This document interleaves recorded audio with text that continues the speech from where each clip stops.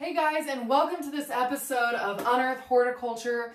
Today we are going to talk about a very little topic in my laundry room, and that little topic is little plants. So I'm sure you guys have seen these in your local garden center, your local plant shop, because they're adorable. I mean, there is nothing cuter than a little Chinese money plant or a little cactus. They're just too cute.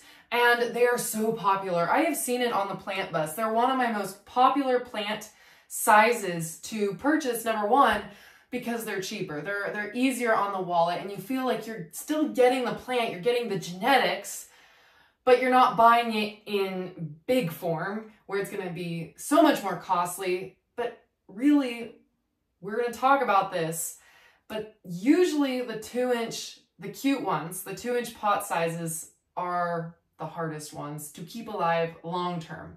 So they're a little bit more short-lived as an investment. And we're going to talk about why that is. So why are little plants so much more difficult to take care of, to keep alive, to have success with than bigger plants? The main reason is because they are just that. They're smaller. They're babies. They have smaller, finer root systems. They have fewer leaves. And so there's less room for error. There's not as many roots that you can allow to rot off. There's not as many leaves that you can lose from crispiness or from leaf yellowing. So the fact that they are little in and of themselves makes them more of a challenge, makes them something that you have to baby a little bit more. So there's that. The second reason, and the one we're going to hone in on a little bit more in this episode, is the volume of potting mix available to the plant. So when you have a smaller pot size, obviously you're going to have less potting mix around the root system. And I always like to tell people that potting mix is kind of like a sponge storage space for moisture for your plant throughout the week. So if you think about it that way, if you think about it, on Mondays, let's say you give your plant a fully satiating water, and that potting mix is there. Its job is to retain moisture, to hold on to moisture, so that that plant and its roots can call on that moisture, can use up that moisture when it needs it. And when plants get drought stressed, it's usually because they're in potting mix that is so dry. Sometimes potting mix actually has a reverse effect, and it wants to start pulling water out of the roots back into the potting mix. And you never want that amount of drought stress happening with your plant. So potting mix, keeping it at that level of moist but not soggy, and moist but not bone dry, is like what makes growers good at their job. It's all about that balance of moisture in the potting mix. So the reason it's so much more challenging to keep little plants alive is because there's less potting mix to work with. So I think that answers that question. We are going to dive into how you as a grower can set yourself up for success and still enjoy these cuties. In the horticulture industry, there are really two categories in the houseplant world that we think about when we think about plants. We have our succulents, which are our cacti, hens and chicks, our chalk stick plants, things that store water in their leaves and in their stems. And then on the flip side, we have our foliage plants, which are our soft-tissued, thinner-leaved plants like your zebra plants, your philodendrons, your anthuriums, your money trees. All of these plants you think about that are thinner-leaved, they're softer-tissued, and it makes sense to think about it that those plants oftentimes are a little bit more sensitive to their environment, to their lighting, to their moisture than succulents are. And so that's oftentimes why people say, oh, succulents are easy, even though that is a blanket statement that I would never agree with. And those of you that have shopped on the bus, you know my pet peeve about that. But succulents, it is true that they do have a certain amount of water stored in their leaves that is not stored in the potting mix.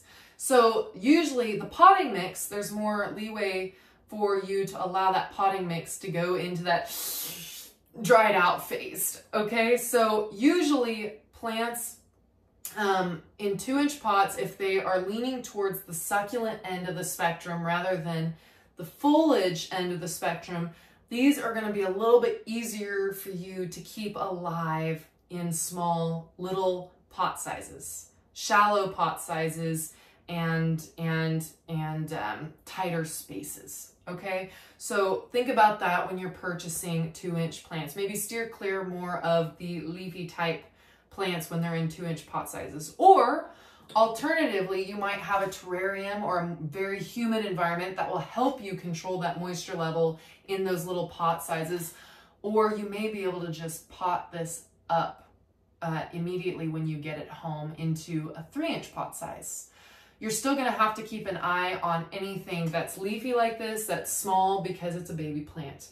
But it will help you maintain that potting mix moisture a little bit better if you've got more of it for plants like these leafy ones that use water more quickly. They're more sensitive to that moisture level in their pots. I hope you're tracking so far. So anyways, so you've got your wand end of the spectrum, you've got your succulents that are going to be more forgiving if they go into dry out mode in their 2-inch pots than your foliage. Your foliage plants like your philodendrons and your nerve plants and everything that's soft and leafy, those are going to be less forgiving when they're drying out. So in essence, they won't be as easy for you to take care of in smaller pot sizes. Okay, I think you're with me so far. When you are purchasing plants in small container sizes, you want to check that they are good quality before you purchase them, because oftentimes when they're in little pots like this, they are fresh propagations. They're a quick turn plant in the greenhouse world, which means these pots are filled with potting mix. They quick take a propagation cutting, they stick it, they give these plants 2 to 3 weeks in the greenhouse to tap their first roots, and then they ship them off to box stores, garden centers, retail locations. So, and then you get them to those retail locations, and if you don't have Renata at the end of the line, these people, the caretakers of the plants might not know about keeping that fine balance of moisture level in their little pots accurate. And so you can end up with things like root decay or wilting plants that are very unhealthy and stressed when you get to them. So in essence, in retail spaces, typically your 2-inch plants are going to be your more stressed out plants. It just kind of is how it is. So when you pick up a specimen, like you've decided, okay, I want this Chinese money plant, it's super cute. Let's do a quality check on this. First, you want to look at the top. Does it look like it's got plenty of leaves? Is it not just 1 or 2 leaves? Because if a plant only has 1 or 2 leaves, never buy it, ever. You are just setting yourself up for failure and tears. So make sure it's got a decent amount of leaves on it. Then you want to check for roots. Now, when I check for roots in the gardens, in the greenhouse, I'm actually tipping the plant out of the pot and looking at the roots. I don't recommend that you do that because you could make some retailers very angry. I know this, I'm a plant shop owner. If you're on the plant bus, you can ask me to help you check the roots. But otherwise, a good way to check for roots, especially in 2-inch pot sizes, to give them a little shake, kind of see if they're firm. Sometimes if you just pick them up out of the flat, they might flop out of their pot if they don't have roots. You can also, oh so gently, just give them a little bit of a tug to make sure that they've got a firm foundation, some roots in there. And that's a good way to check for roots. So check the tops, make sure there's no wilting, no yellowing. Don't shop from the clearance section, especially when you're buying little plants, please, please, please. Those roots. So checking for quality is really important, and then setting yourself up for success by knowing what kind of grower you are and what kind of commitment you're taking on when you're buying a plant in a little pot. If you are buying a foliage plant that is soft tissued and leafy like this, just know you need to have this in a place you can see it every day. So you're checking on it to make sure that it's happy. Plants like your succulents. Now I know usually these are plants that people say you can give them water only once a month. But when they are in a pot size this small, and say you've got pretty bright windowsill, like a south windowsill, a west windowsill, where these are setting in, and they're in this pot size, you may be able to water these every 1 to 2 weeks and see some good growth on them. you can really drought stress a succulent by not giving it water, because they still need water. They're still living, breathing plants. You just want to make sure that they are dry before you give them moisture again. And you can determine that by weight of the plant, if it feels lighter, or by touch to make sure that that topsoil is dry, because you definitely don't want to overwater them. But if they've got a good bright location and they're in a pot size this size, I water mine about once a week. So just remember, it's down to your environment, and that when they are in a smaller pot size, you are going to be watering them more frequently, no matter if they're a succulent or a foliage plant.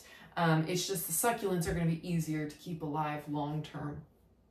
All right, that's what I have for you in this episode of Unearth Horticulture. I hope you learned lots. If you have any questions, make sure you drop those in the comments below. And if you liked it, make sure you hit like and subscribe so you can see future videos. And until next time, you've been watching Unearth Horticulture.